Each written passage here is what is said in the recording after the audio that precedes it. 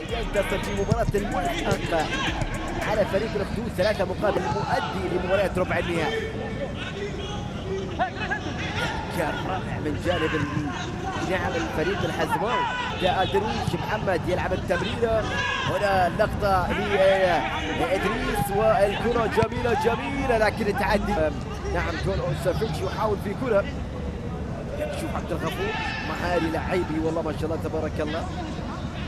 لاعب عبد الحكيم مغفوري. خالد الرشيد هو مؤسس هذا الفريق ويعد الأستاذ والرئيس الذهبي والرمز خالد البري بجانب التعاون الرائد. نعم والنجمة يا سلام شوف والكرة واتصلت بوجود أيضا استمرارية من جانب حكم المباراة. تواجده في الموسم القادم على مستوى بطولة الدوري الجوي.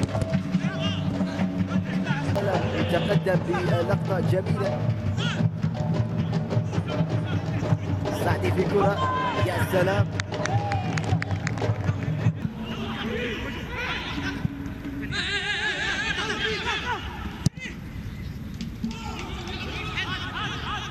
الكرة والتقدم للفريق الحزماوي. ما زالت مرور جميل، عرضية أجمل.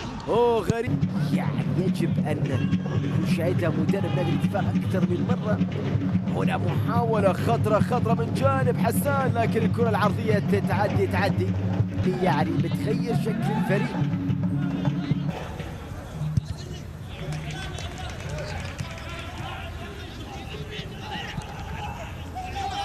الشوط الأول مريح جدا الفريق الحزماوي.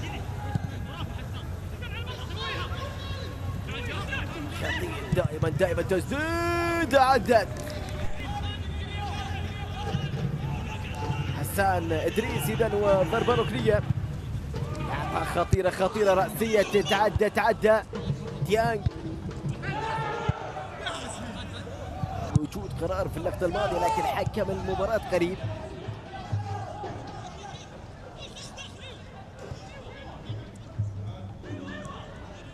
الغامدي حب انه يعني باغت الفريق. هنا اللقطة ممكن فيها حالة تسلل على حسان إدريس. حسان عدى عرضية والسقوط لكن الكرة عدت إلى ضربة مرمى.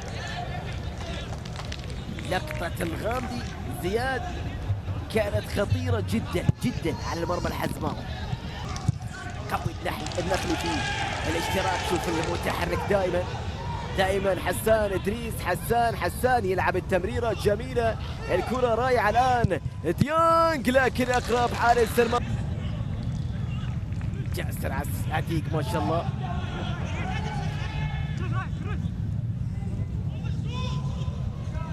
محاول من جانب ديانج لكن التغطية.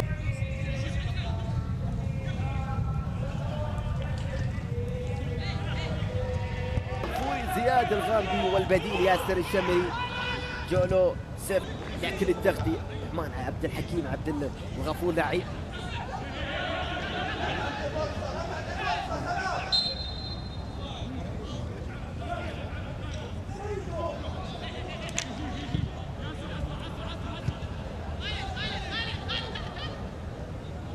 يلعب الكرة عرضية ديانج عدت حسان إدريس استلم.